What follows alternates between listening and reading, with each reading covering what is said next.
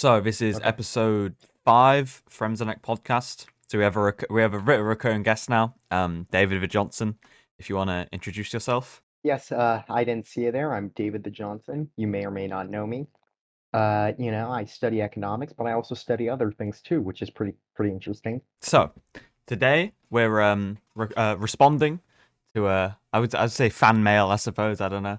It was a question submitted on my website zenandwilt.com. If you want to submit your own questions, and the question posed was in relation to alternatives to fractional reserve banking, international credit rating agencies, and alternatives to CDOs, which we'll all get into in a second.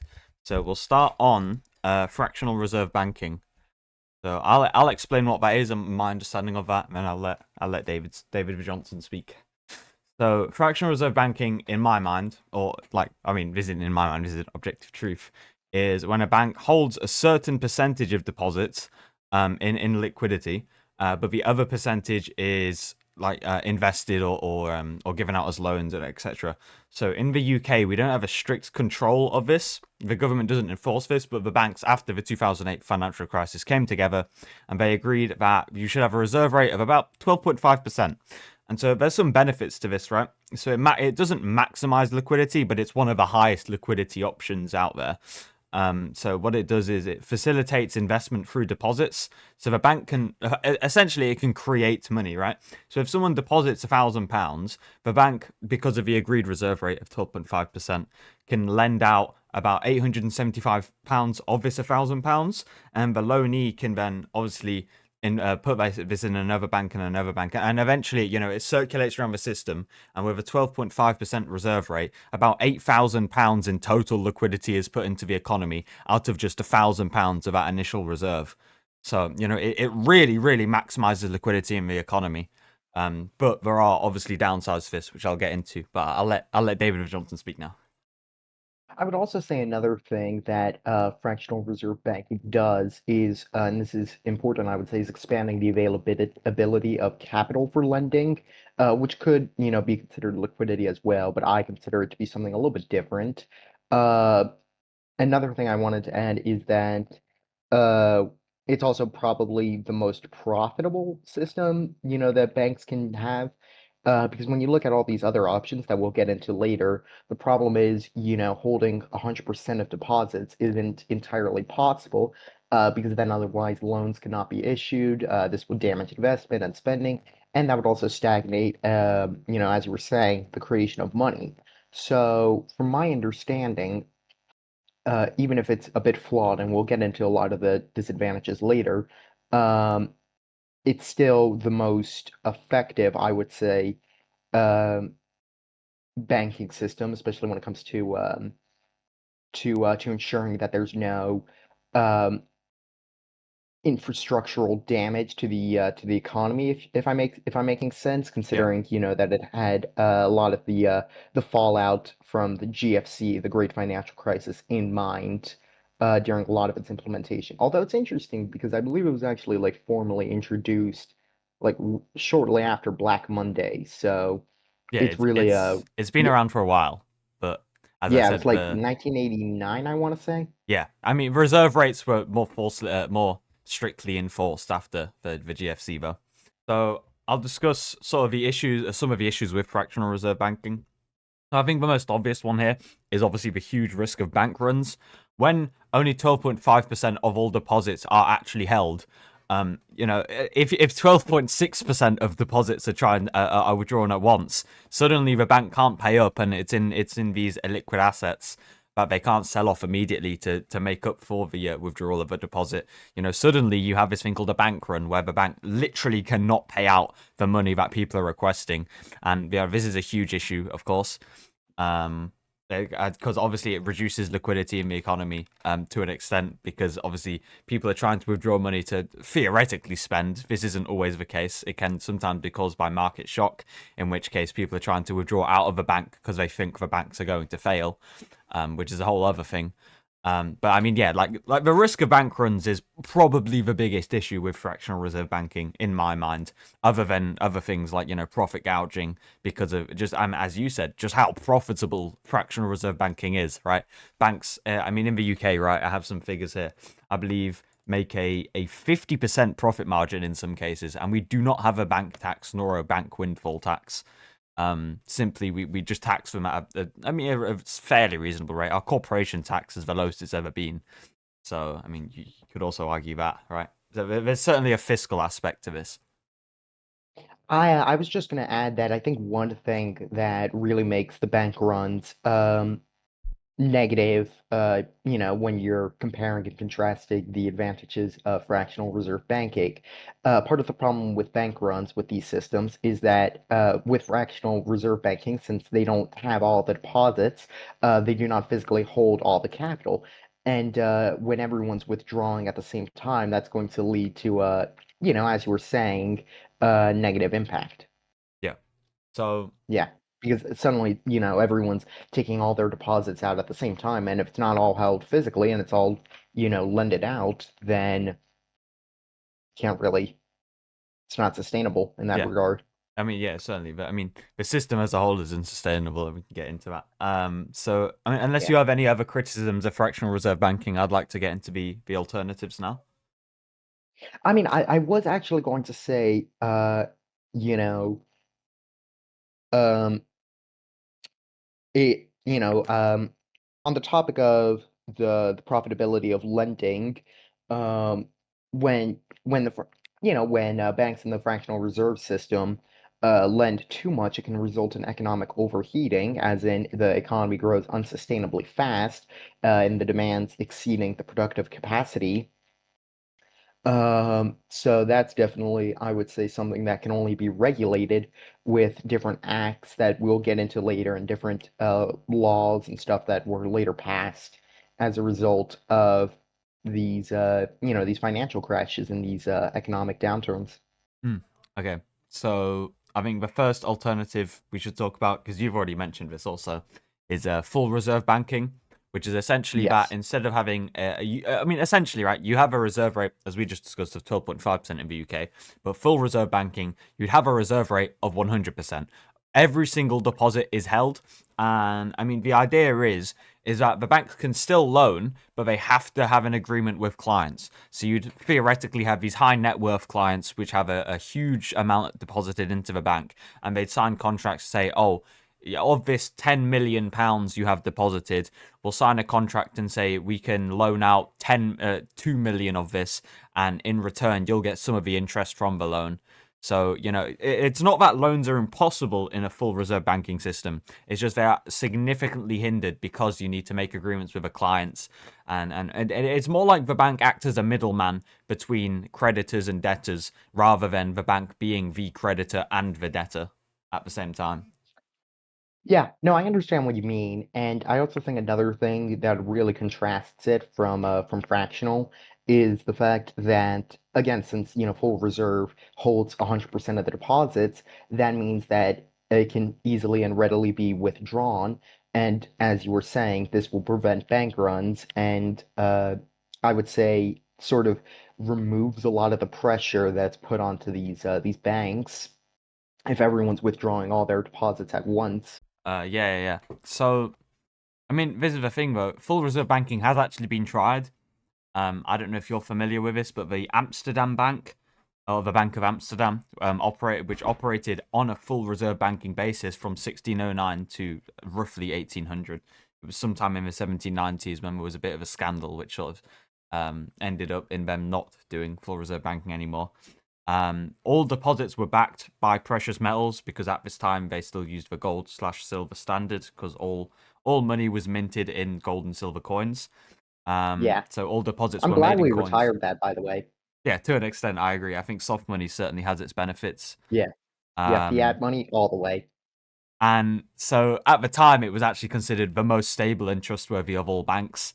Um, it was like heralded for its transparency, and obviously every single deposit was and every single withdrawal was completely balanced in the books. There was no, sort of fake money being introduced to the economy, which some Austrian and monetarist economists have argued against.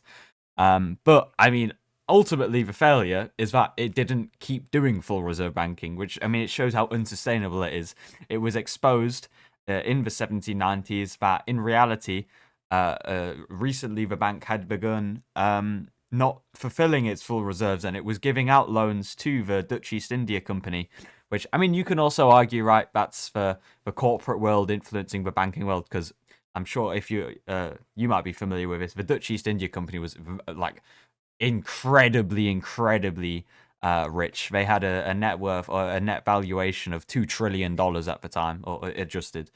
And so they were incredibly wealthy. So I mean, you can make the argument, oh, it's not the bank's fault. The company was so rich that it could influence and get loans. But I mean, ultimately, this shows, right. The one time we actually did try full reserve banking, and although it lasted around 200 years, the fiscal and the behavioral economics of the world just it makes it like sort of utopian. And some economists who argued for full reserve banking, Hayek is a good example. He was an advocate for Friedman full reserve banking. Yeah, Friedman also, yeah. But as I and was just Martin Wolf of the Financial Times. mm, but as I was saying, Hayek was a big advocate for full reserve banking, and then in his later life, in the 1950s and 60s, um, he renounced full reserve banking and called it a utopian idea. So I mean, yeah. Yeah. I mean, I will say though, there have been a lot of modern attempts to implement full reserve banking into the modern system, such as Iceland tried to do it about 10 years ago, Switzerland in 2018, and I believe Bhutan actually tried earlier this year. They all considered or proposed a system of like holding 100% of the deposits, but it never materialized. And this goes back to what you were saying about how it's too utopian of an idea to be implemented in today's society. Mm. Um, yeah. So I have really nothing else to say. I think agreeably, it's a utopian idea. And even if it is, I mean, even if it was implemented, and we had this, this vacuum where it did work, it still isn't really that good of a system, right? Because as I said, the banks, sure, I mean, you can argue banks acting as a middleman are good, and there's another system which I believe is better, where the banks sort of operate like that. I'll get into later. But like ultimately, even if it was implemented and even if we had it working perfectly, it's just not as efficient as fractional reserve banking, where you have far more liquidity, all these other systems, which I'll get into, where you can have equal liquidity or at least safer liquidity, without the risk of bad loans and things. Because I mean, full reserve banking, as good as it is, and as useful as it is to have clients agree on loans, people can still make bad loans. There's alternative systems which sort of incentivize people to not make bad loans. Full reserve banking does not do that, and so that's sort of another criticism I have of it. You want the banking system to reduce the risk of bad loans, which can cause, economic crises. And as you said, it can cause, demand to outstrip output and cause inflation. There's various issues with it. I was just going to add, because I think this is interesting, the Austrian economist Murray Rothbard, I don't know if I'm mispronouncing that, wrote this book in 1983, The Mystery of Banking, in which he stated that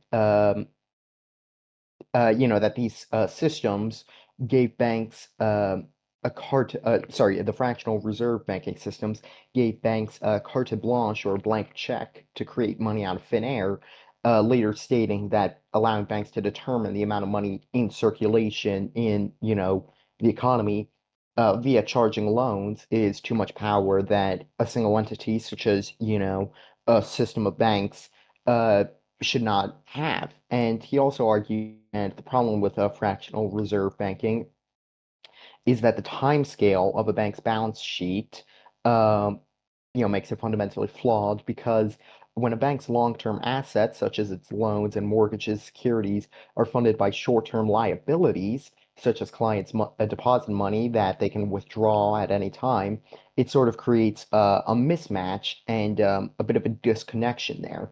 So that's sort of his argument. especially considering that under full reserve banking, because banks would not earn the revenue from lending against demand deposits, clients would have to directly pay fees. And yeah, I'm sorry, I'm sort of speaking out loud, but the thing is with this is that this would unfortunately lead to extra credit being needed, which would drive some borrowers to use unregulated institutions such as Mm. high yield debt issuers, um, and and like agencies that are otherwise less reliable or less trustworthy, in order to get that extra credit that they would need. Yeah, it's almost well, like this is one of the arguments for full reserve banking is that it's more transparent. But in the pursuit of transparency, you actually push people out of the more transparent institutions and into these black market lenders and things. So it's sort of ironic, right? You always have these Yeah, policies on paper. Oh, it'll increase transparency or it'll increase whatever. I mean, in reality, it actually triggers a black market or a shadow economy, which makes it even worse. And sort of building on your point, actually, about questioning banks' ability to lend or print money, essentially. I sort of had this point to talk about later on, but I want to mention it now because it links well with your point. So Hayek, in his later life in the 70s, he argued for a denationalization of money. And what would you have is instead, firms would issue their own currencies and trade currencies with one another, and that would arguably reduce the government's, or it would stop the government's monopoly on currency issuance, and theoretically would stop things such as inflation because firms know their output, and so they would know how much money to print in line with their output in order to not inflate prices, which would theoretically reduce their profit margins or things like that, because firms would want to have valuable currencies to exchange with each other. I think it's a very outlandish idea, and it's it shows how insanely free market Hayek became as he got older. But yeah. I was about to say that's like a libertarian wet dream. mm, certainly, I think it's completely ridiculous. I think the idea that Yeah, I think the state needs a monopoly on money to an extent. I mean, I'm sort of an yeah. MMT advocate, but not entirely. But I see the. I mean, my ultimate No, take is that MMT's argument for requirements rather than reserve rates is the best. But I'll get into that no, later. I completely agree, and we're also going to talk more about the centralization of something that is considered decentralized in just a minute, because I want to get into one of the other alternatives, which is central bank digital currency, which is something that's been used to, it's a digital version of a country's official currency, except centralized and backed by a central I bank. actually had Uh, I called the commenter who we're discussing his message yeah, into the Simon. podcast. Yeah, Simon. I called him recently and we had a good chat about decentralized currency, and because the Bank of England has really contradicted itself on this. But yeah, we'll get into decentralized currency now. Then I wanted to get into narrow banking, but we can discuss that afterwards. Do you want to give your definition of a decentralized currency then? I mean, I'll give mine. I mean, I basically already gave it. It's a digital version of a country's official currency, such as the renminbi, for instance, except, unlike something like cryptocurrency, it's centralized and backed by a central bank, and can work alongside physical cash. Yeah. So as I was just discussing now, the Bank of England, quite a while ago said, "Oh, we have no interest in pursuing a digital currency. We have no wanting to." And then more recently, they've actually said, "Oh, actually, we're looking into making the digital pound and everything." And this is all on record. So. But Yeah. the Bank of England themselves, and I mean, I imagine other central banks have done this, have sort of they've warmed up to the idea very very recently. But also, it's like they definitely I imagine they somewhat feel threatened, right? Decentralizing the currency away from the central banks and having it more in the pockets of the individual is sort of risky for them. You could have runaway inflation theoretically if some loophole were found. Yeah, that's why, the value of all those cryptocurrencies are so volatile. It's because they have nothing backing that, That's why I never really invested into any of those things, because they just, they jump up and down so frequently, and it's absurd. Yeah, that But was one of essentially, my criticisms. It is incredibly volatile, and that's yeah, the opposite of what you want in an economy. You want the economy to yeah, be. You don't want it to be you want to predictable, but you want it to be you somewhat want a shred predictable. of stability. Yeah. Yeah. Although it's So interesting because a lot of big economies, as I mentioned, China, but also the Bahamas, Jamaica, India, Nigeria, and Russia have introduced central bank digital currencies. And as you were saying, a ton of other ones are heavily evaluating implementation. I want to say about like 130 or so other countries. Um, it's a lot. yeah, so I mean, there's also sort of the extreme sister idea of this, which is the adoption of cryptocurrency, as you just discussed. So in this system, obviously, money wouldn't be printed or issued by a central bank or anything. There's just a pre-existing fixed supply, with some of it being mined. So I'll use Bitcoin as the example here. There's 22 million Bitcoin, 900,000 of Bitcoin. It might be less by now, but 900,000 Bitcoin is yet to be mined. So there's this idea that you can mine Bitcoins, but for the most part, there's 22 million Bitcoin, and that's that. After it's all mined, which should all be mined by 2100, because the mining pool becomes less and less and less over time. So 2100 or something along those lines. There'll be 22 million Bitcoin in circulation, and that's that. And so the idea is, right, you have a complete fixed supply of money. It's almost a hard money to a complete extreme, because unlike other hard money systems where for example, of gold standard, you can mine more gold. It's highly inelastic. Gold is very highly inelastic, but you can still mine Yeah. more gold. So Bitcoin, complete shut off point. It's completely perfectly inelastic. 22 million Bitcoin is in circulation. So as the economy grows and output grows, theoretically there's more goods in relation to Bitcoin. But I'll get into this now. El Salvador, for example, adopted Bitcoin in Yes. 2021, but because Bitcoin isn't adopted globally, it's still hugely, hugely volatile. But I mean, there was some justifications behind it, right? For example, in 2021, when it was adopted by El Salvador, 70% of El Salvadorians lacked a bank account. So the currency was already arguably decentralized, because it was all it was all physical notes, mostly Yeah. dollars, not El Salvadorian peso. So the government launched the Chivo wallet app, which immediately gave all El Salvadorians $30 worth of Bitcoin. So it sort of immediately introduced this liquidity. But ultimately, only 20% of El Salvadorians regularly used Bitcoin. Most of them used it as a secondary saving device, and the vast majority took that $30 in Bitcoin and immediately exchanged it for more dollars, because Americans love buying Bitcoin and El Salvadorians love holding dollars. So it Yeah. did not work in the government's favor at all. In early 2025, the government scaled back the product, and Bitcoin's still legal tender, but it's no longer the official currency. The El Salvadorian peso is the official currency, and this was primarily to get an IMF loan. Sorry, and believe it or not, dollars. They got 1.4 billion dollars from an IMF loan. So I mean, you could argue that it failed because of the dollar's dominance, but I would more also argue it's just, I mean, there's probably better cryptocurrencies, but cryptocurrencies in general are just highly impractical right now. And, until we have this completely digitized economy, which is, I mean, still very much in the future, right? Especially in these developing countries, it's a bit of a pipe dream by the crypto industry. Yeah, I do find it a bit ironic that El Salvador wanted to introduce an entirely digital currency in, El Salvador, where, there's so much poverty and there's no, I mean, I understand that they were saying they wanted to have their civilians have more access, readily available access to official currencies. But at the same time, if you're only going to have it available digitally, that really is a barrier that's not going to allow for a lot of use, Hmm. especially among the lower classes. I will say though, I have this show called Economy Watch, where I talk about the economy in like a comedic way. And the first episode I talked about was Bitcoin, its decentralization, its volatility, all that stuff. And in it, I mentioned because I that episode released in August of 2021, so it was like right before it was implemented. Hmm. So I mentioned that El Salvador and Nayib Bukele was heavily implementing it into their economy.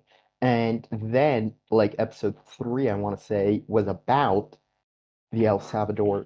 No, sorry, I just got handed some ramen. But the thing is, my third episode was about the actual implementation. And I recorded that like right before it happened. So I was basically saying, like what are the forecasts, et cetera, et cetera.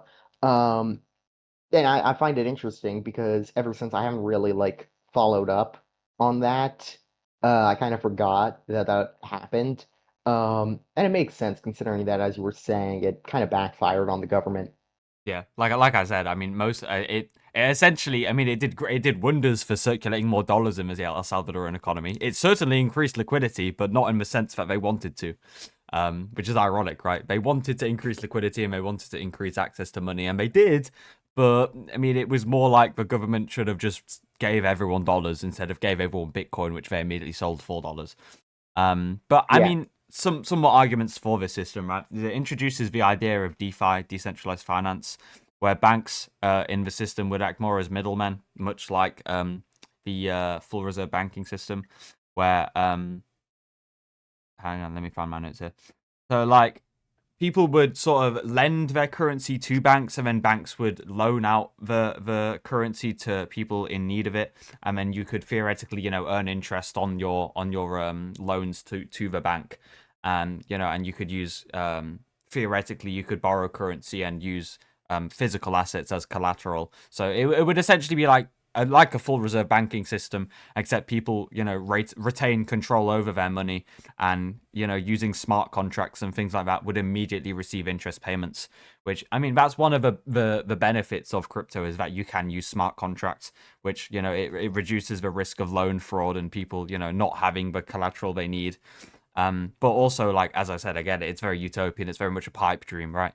There's like the most people see crypto as a commodity, and with people, like not every country, unless absolutely every country adopted Bitcoin, it's going to maintain that volatility. Even if like 99.9% of countries had it and there was still one country that didn't have it, that's yeah. I mean, arguably at that point, that country would have to, because you couldn't trade unless you exchanged Bitcoin for physical money. But I mean, the point being is, until everyone adopts it, no one's going to adopt it, right? So it's very, very Yeah. difficult to implement.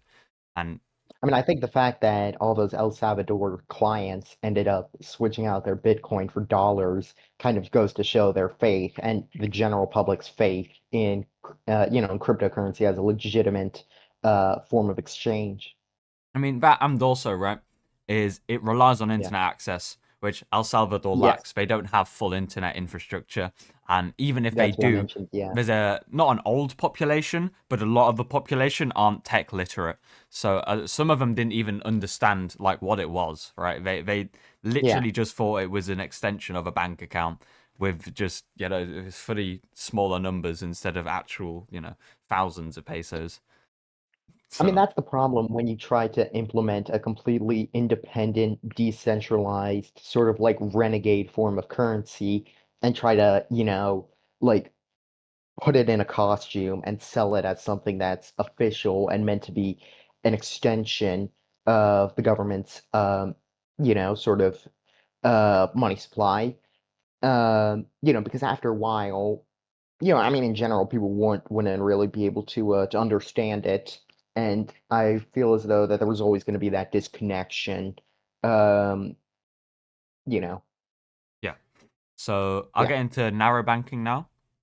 So, yeah, so narrow banking is the idea that you'd sort of split banks into two separate entities. You'd have safe deposit banks, which would just hold reserves and invest customer funds into liquid assets, so like gilts and central bank reserves. So I mean, you could have a 100% full reserve bank, which does safe deposits, or you could have a fractional reserve bank, which is also a safe deposit bank, but they would just put it in liquid assets, like government gilts, which can be immediately sold off, or central bank reserves, which again, as I said, can be exchanged for pounds immediately. So, there's no risk of a bank run under safe deposit banks. But they wouldn't issue loans or anything considered risky to maximize the safety of customers, and also to maximize the liquidity available to them. And then you'd also have investment banks, which are more, I describe it here in my notes as the grease of the economy. They would raise funds through investors, or by issuing bank bonds or providing high interest accounts, which investors could, open up. So you could still deposit in these banks, But of course, with the caveat that maybe you couldn't withdraw all the time, or maybe you understand the risk of an investment bank because they aren't, they don't have a reserve rate. They're just investing. They're just pumping money into the economy. So there's obviously a huge risk of these investment banks defaulting compared to the safe deposit banks. Um, but also these banks would similarly, like a full reserve bank, act as middlemen between creditors and debtors, because obviously the only way they would raise money is through investors, and the only way they would loan to people is through these investors. So again, they're more middlemen compared to fractional reserve banking, which does everything. Whereas Yeah. again, safe deposits, arguably not less so middlemen. They just hold money and give it back to people, and still have some way to profit without having to introduce fees to profit. It's just their returns would be significantly hindered because they can't invest or give loans and etc.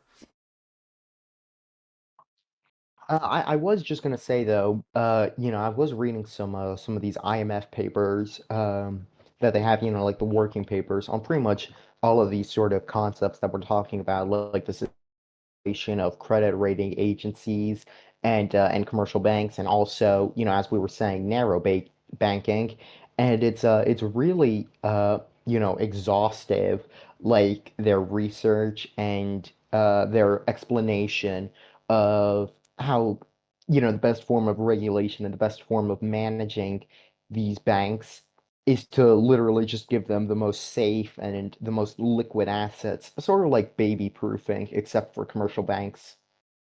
Yeah. So just some history about narrow banking. So it's never been tried out in full, but some students or professors at the University of Chicago in the 1930s, in response to the Great Depression, came up with the Chicago scheme, which almost pushed the US towards it. So the idea was, essentially, as I just described, you split banks into deposit taking and lending institutions. And the main idea behind this was because, University of Chicago, they were mostly monetarists. The idea is that you separate money creation from lending, because loans are completely facilitated through the capital investment, as I just described. So, you theoretically, as they said, that you wouldn't have inflation because no extra money is being created by the existence of a reserve rate. The efficiency of this is questionable because, as I described, the benefit of the banks essentially printing money is that it massively increases market liquidity. Um, so yeah, I mean, like I said, right? You have these good systems, and then in reality, it reduces liquidity, or it tries to be transparent, but transparency is actually hindered, and etc. But I think of all of them, of all of these alternatives, narrow banking certainly has the most merit. I feel. Yeah. I mean, the thing is, the alternatives in general kind of pale in comparison to fractional reserve banking systems, because although they're incredibly flawed and, having these banks control, both the debt and the credit and all that, and having all of that power concentrated in their loans, I feel as though they're trying to separate those responsibilities and make it so they can only hold like 100% of the deposits, and they can't lend money, or making sure that all the that they have a digital version of the country's currency, or as you were saying, only supplying commercial banks with something that's a lot more liquid and something that's a lot less risky, kind of does more damage to the economy in the long run, I would say. Yeah, I mean, obviously, the idea that it reduces inflation is theoretically good, but I mean, of course, you have to understand inflation isn't just caused by money supply, right? Inflation is caused by Yeah. demand shocks, by supply side shocks, etc. And a lot of the time prices don't come down simply because when you put prices down on paper, you're losing money. So inflation is this sort of universal thing which we have to accept. I mean, you can have situations like in Japan where you have such a you're such an almost an end point economy where everything is just so stabilized and everything is in such equilibrium where they have essentially no inflation or deflation. But also at the same time, their economy is very unique in that they have a huge amount of savings, they have a huge amount of wealth, which they just use to continue the public spending deficits that they have, right? In a developing economy, you can't really have this, and in a semi, I mean, I wouldn't say semi, but like not as end point as Japan. So, it's still developing to an extent, right? Like the US, like the UK, where the economy is still growing. And so in relation to that, you still have inflation because output is still increasing, but also you have these other issues. So yeah, I think narrow banking could work and it could reduce inflation, but inflation isn't just caused by money supply, and it's sort of this utopian idea of the economy that inflation is purely a money supply issue, and unless you have complete strict hard money, which can be deflationary, it's not going to happen, right? So I think, as I said, fractional reserve banking is probably still the best. Narrow banking certainly has its merits. Full reserve banking is far too utopian. Decentralized currency doesn't work unless absolutely everyone adopts it, etc. But I'll also get into sort of the MMT idea, which I agree with more, in that you wouldn't necessarily need a reserve rate. More, you have these requirements. So there's two main requirements: capital requirements and liquidity requirements. And both of these are a thing already under the Basel III agreement, which came into effect after the GFC, I believe. And so the idea with capital requirements is banks are forced to hold certain tiers of capital. So you have tier one, which is a percentage of profits that are forcefully retained or are shares issued by the bank in order to retain liquidity. So it's sort of like a reserve requirement, but not entirely because it's retained profits rather than held deposits, which sort of you can argue that increases liquidity in the economy without it, necessarily being put into the economy. It just, it bolsters protection against bank runs. And you also have liquidity requirements, which requires the bank to hold high quality liquid assets, like central bank reserves or government bonds or corporate bonds. And so both of these theoretically massively reduce the risk of a bank run without outright, destroying liquidity like we described with full reserve banking. So capital and liquidity requirements, they differ from reserve rates, but they can work in tandem with reserve rates, as we see with the Basel III system. Yeah, no, I'm in agreement with a lot of those things, and I'm interested in hearing what your thoughts are on MMT, the modern monetary theory. Because I always found the idea of, and I mentioned this earlier, fiat currency being like the most ideal exchange rate system, rather floating, I would say, Mm. being like the ideal goal for all economies. And I'm just curious to hear more of your thoughts on MMT because I think MMT and general chartalism is perfectly fine by me. I like it. I'm Yeah. just curious to hear what you think. Well, MMT is, of course, it doesn't necessarily. I mean, there's a lot of MMT economists who argue for certain policies, but MMT itself is more of a lens to view the economy through, is how I feel about it. Um, so MMT, I've seen it described as the heliocentrism of economics, right? So there's certain things in neoliberal economics which are sort of just unexplainable, right? Things happen in the economy and the neoliberal model just can't explain it. And MMT sort of provides a lens to explain it. It might not necessarily be correct, but I mean, at least it offers an explanation, right? So you have certain things Yeah. like the idea that, higher interest rates don't necessarily quell inflation. They might after 2 or 3 years, but initially that can actually, in the short run, cause asset inflation, for example, because what it does is it gives these people with large deposits in banks huge amounts of money from their interest rates to then pump into assets. It's sort of an interesting explanation. And I mean, if you look at, for example, if you overlay the US Federal Reserve rate over the S&P 500, it sort of lines up interestingly because, as I described, people have deposits. These very rich people have deposits in the bank. They acquire interest on it, and so what do? They take that interest and they pump it into the stock market because that theoretically should give an even greater return. So I mean, it's Yeah. it's an interesting argument, and I don't think MMT solves absolutely everything, but it's But it certainly, just explains it. It yeah, provides it's context. really useful to have alternative ways to view the economy, and MMT being one. It's very useful, and as I said, people describing it as the heliocentrism of economics by explaining these otherwise unexplainable things is certainly useful. Um, Yeah. so yeah, I would. I mean, obviously, then there's different interpretations of MMT. There's the idea that so MMT postulates that taxes are the main or fiscal policy rather than monetary policy, which is it's misleading, right? Modern monetary theory, what? But it more argues that fiscal policy drives the economy. So you'd have obviously deflationary fiscal policy where you overtax, which withdraws money out of the economy, but you also have technically not necessarily inflationary economics, inflationary policy, but you have these policies where you overspend, and therefore it will increase the money supply in the economy, and depending where that money is spent, it can have inflationary or even deflationary effects. So, like one example I like to give is, let's say the government printed £1 million, but they invested that £1 million into something that increases the productive capacity of the economy by £2 million. I'm being very utopian here, but it's basic Keynesian economics, right? It's a multiplier effect. You're increasing the output significantly more than the amount you invested in, and so therefore overall the economy deflates because there's more output in relation to the amount of money you invested. So the government can print money, but it's just how they spend that money. So yeah, that's my take on MMT. I think it certainly has its bearings.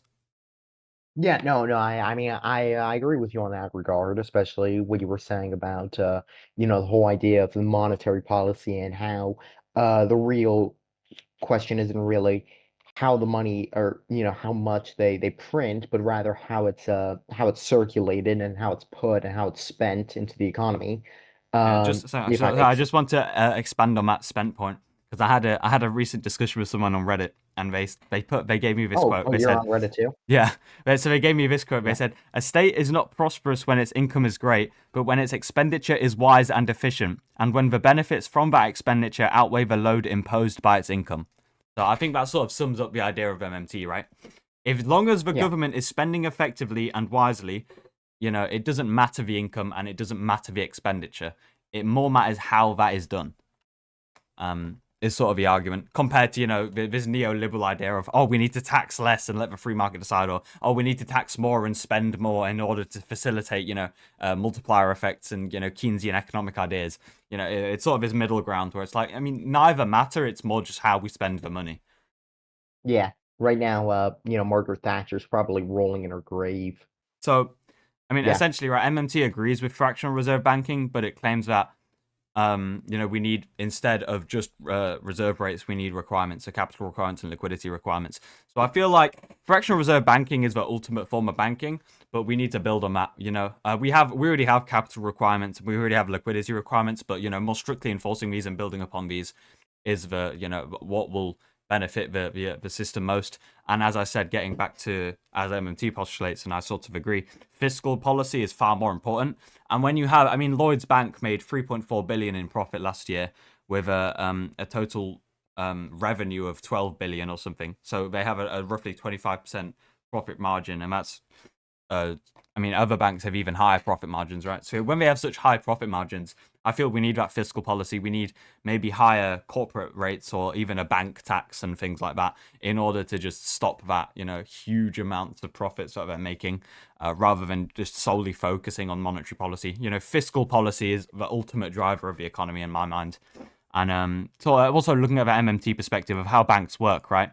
There's this idea that they create loans first, and then these loans are supplied by the central bank, supplying money into the economy afterwards. So essentially, loans put money into the economy, and then the loans are fulfilled by the fact that the loans have put money into the economy. And that sort of is a way better way of looking at fractional reserve banking, because the way I described it before is someone puts a deposit and that circulates around the economy, but it's really the opposite, because how did that money get there in the first place? Mostly loans, right? So yeah. Yeah.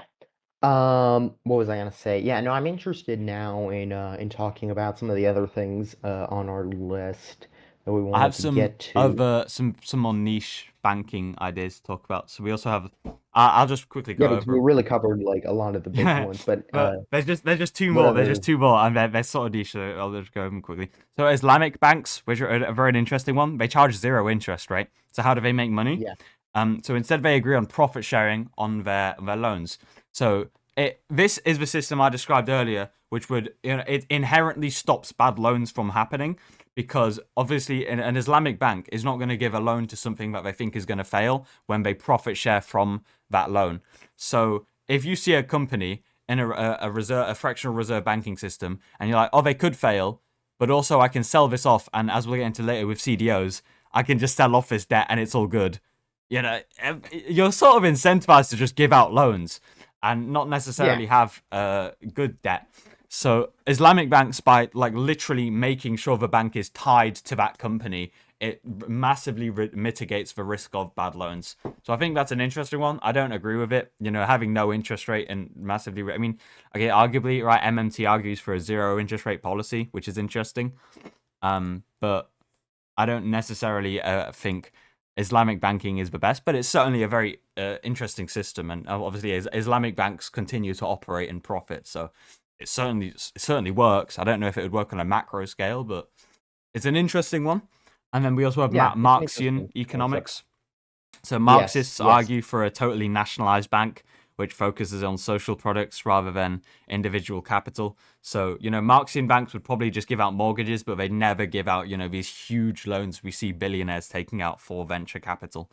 So it's sort of an interesting one, and Yeah. it's never really been done in practice. I mean, it has in the Soviet Union things, but you know, But I mean, that was more like a very twisted, perverse version of Marxism, I yeah, would as I was say. saying, right, it's never actually been practiced. In theory, it's been practiced, but never like it's never been fully introduced.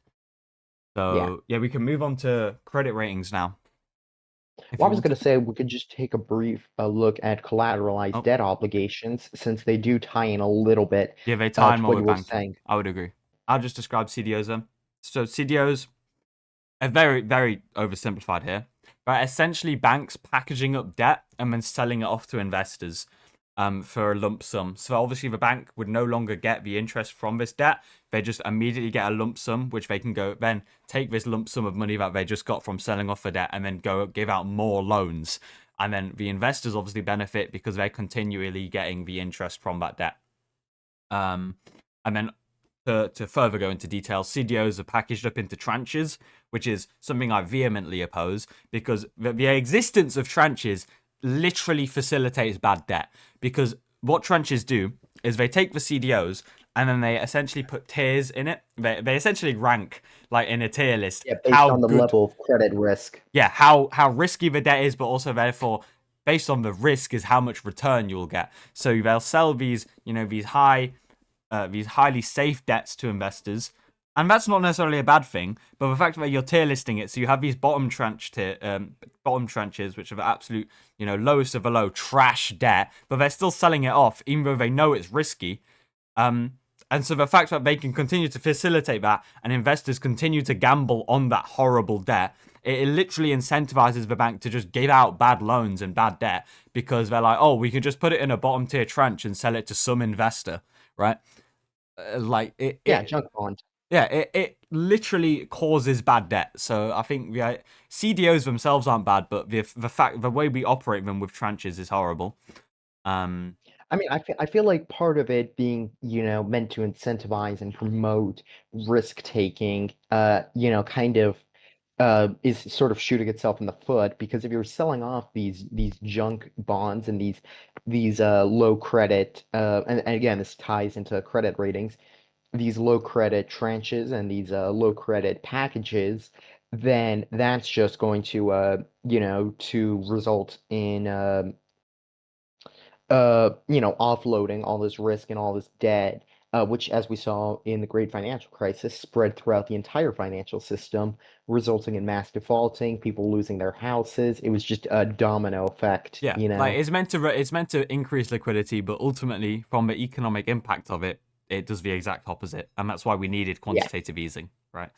So And that's also why, we had, all those, reforms and acts and laws that were passed in order to heavily regulate the credit rating agencies to make sure that they're more transparent and that, they improve their accountability and they take more responsibility in how they rate these I mean, you look at all these credit rating agencies like Moody's Investors Service, Stanford and Poor's, Fitch Ratings, mm, that I would say were really. responsible for a lot of the issues that happened in the Great Financial Crisis because they pretty much approved all of these junk and very risky, um, not safe at all, not safe for work bonds, Mm. um, and in doing so, that pretty much created a catastrophe. Yeah, I mean, again, it links back to under regulation, right? And that's why I argued for just now. I argued for stricter capital requirements and stricter liquidity requirements. It always, I agree. it's always when you deregulate and you allow everything to be profit driven. I mean, sounding a bit like a Marxist here, but when you allow everything to be profit driven, you almost get this tunnel vision where it's like, I need more profit, and you don't consider the secondary impacts of this. You don't because you don't. It's almost like I like to describe it as you're a giraffe, right? Your body's way ahead of you, and your neck's always up here, and you don't see everything going on, and you don't see you're essentially walking into a den of crocodiles who are about to eat you alive because you're in pursuit of the tree that you see up there above the clouds, right? You don't Yeah, see the bad things coming because you're just in pursuit of a good thing, which is in their mind profit. So again, it's that's always a under really good regulation. That's a really good allegory, and I would say that's the problem with unchecked capitalism. And again, you're not sounding like a Marxist because even if Marx was more of a philosopher than an economist, Hmm. he did have some interesting ideas and some very valid arguments.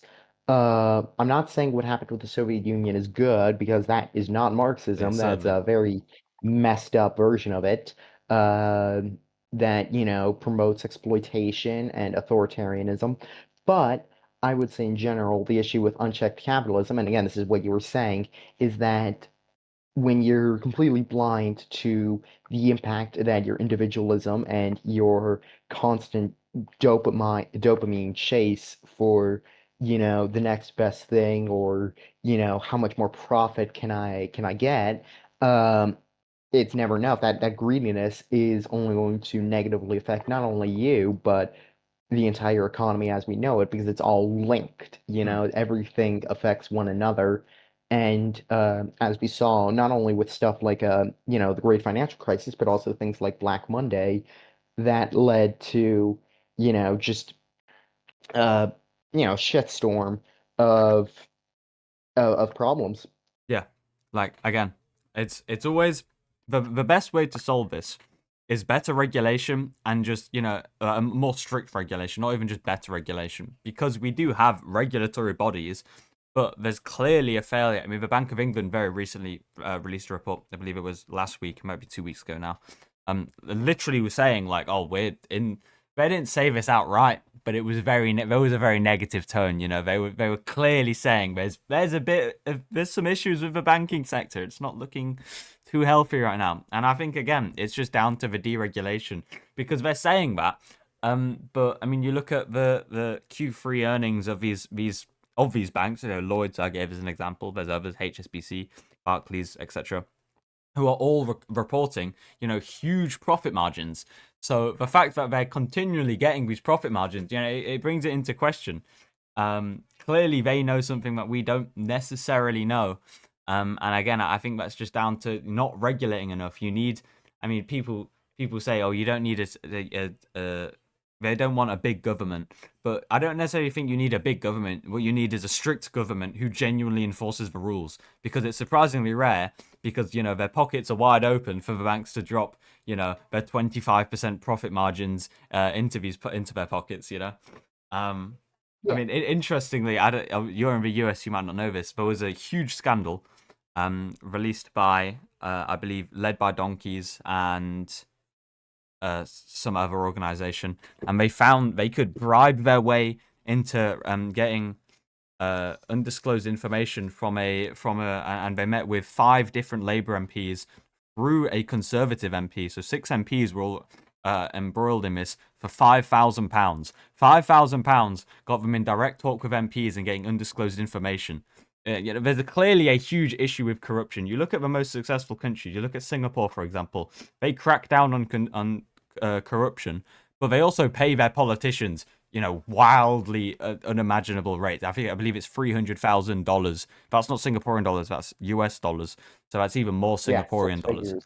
Yeah, they pay ridiculous. I mean, our MPs get £80,000. So the fact, Yeah, they're not. but that makes them more, vulnerable to bribery, as we're saying, Yeah, because I mean, five I mean, thousand still it's a lot of because money for us, but in general, 5,000, if it were any other country, 5,000 is really not enough to have all this, disclosed information, yeah, I mean, in the if you UK, I ask mean, me. it's unbelievable that happened in the UK. £5,000 and it got a bit. The Yeah. point being is, you need a strict government, and then I mean, on the flip side is you need to make sure that MPs are so well off that they don't even imagine, taking a bribe of such insignificant amounts. I mean, even significant amounts, that shouldn't happen. But I mean, yeah, ultimately, I think the way you fix these issues that have been posed by CDOs, by fractional reserve banking, and by, as we're about to discuss, the sort of quaky credit agencies, is you just need stricter enforcement, which is very difficult when the politicians' pockets are wide open and there's absolutely no one keeping them in check. Well, I So mean, I think there needs to be sort of a balance there because at the same time, with Singapore, it's all right since it's a city state, it's small, yeah, whatever. But the thing is, I feel as though if politicians are paid way too much, then that would sort of create a bit of a disconnection between them and, the common people, because then they're going to think, oh, these elites are trying to manage us yeah, and you need to to, strike a balance, right? If you have yeah, politicians that are so wealthy that they don't even understand the economy, then yeah. yeah, just look at the US. Yeah, senators are so incredibly rich they literally don't understand inflation. So you need to sort of avoid that also. Yeah. That's undeniable. But so you Yeah, because definitely I need to feel as strike a though, balance. I mean, so yeah, yeah, because I think a key part of politics is, you need to be very attuned and very much on the same page as other people, but at the same time, you cannot easily, you cannot easily be vulnerable to like bribery or whatever, or threats. You need to maintain a position of authority. And mm, I'm not one who's like heavily into hierarchy, but the problem is it's sort of the natural order, I would say. There needs to be, you know, I mean that's just the way it goes, unfortunately. yeah. I think Some things are in the inherently UK we have hierarchical. the leader of the Green Party, Zach Polanski. He recently said on a podcast, I think it was last month, he said, once you get money out of politics, it becomes massively easier to actually run the economy well. And I would agree with that, right? You get money out of Yeah. politics, but equally so, as we just discussed, pay your politicians a very decent wage so that they can, comfortably live. I mean, 80K in the UK is already very comfortably living, especially compared to the median income. But either way, right? Once you get money out of politics, politics becomes a whole lot easier and a whole lot fairer. And I think, yeah, that's the ultimate issue. Yeah. The question posed by Simon is one on mostly monetary policy with different banking ideas and CDOs and credit ratings, but it comes back down to, as I said, mostly fiscal and mostly regulatory issues. Um, so yeah, we can briefly discuss credit ratings now if you want.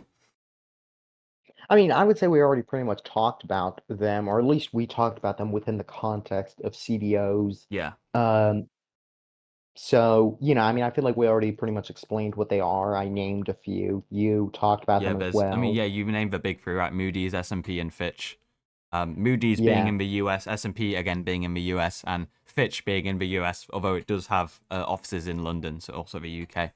But it Well, does I'm show, American, so, it's a little bit, my research was more US centric, yeah. and But I yours, mean, I it's can the tell, big is more three, right? These UK are the centric. three credit rating agencies that essentially, they lead the gilt markets where that people listen to.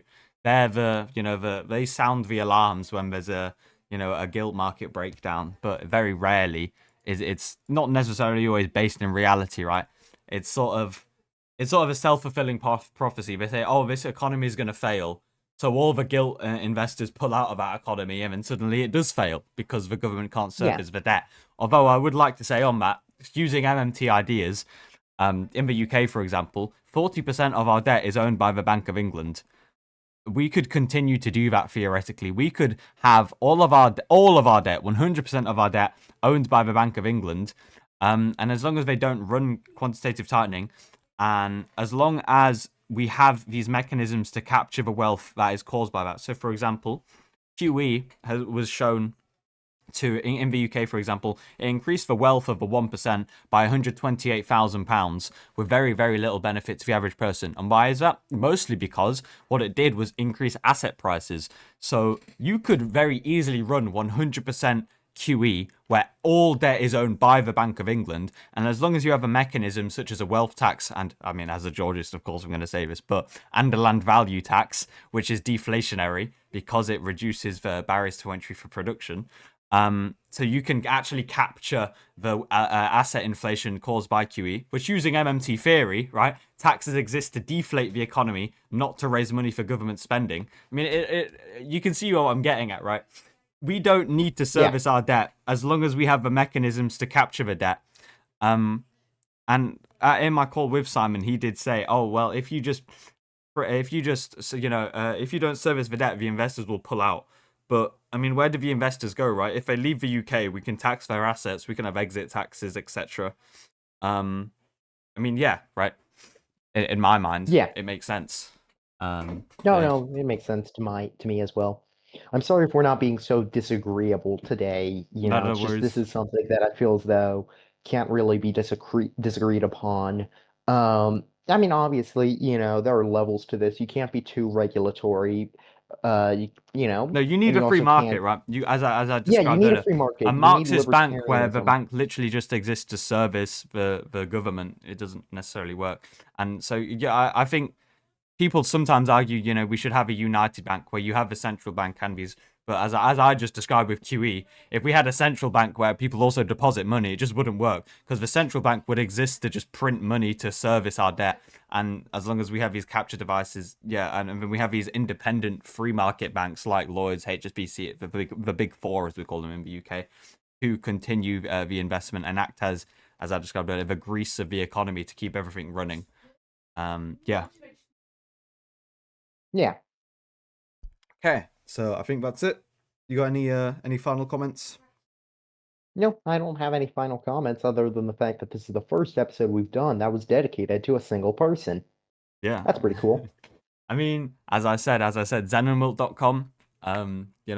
I will try my best to answer every single question that comes in. So we get a lot of them. Yeah, of course, all the time. Okay, yeah, very popular.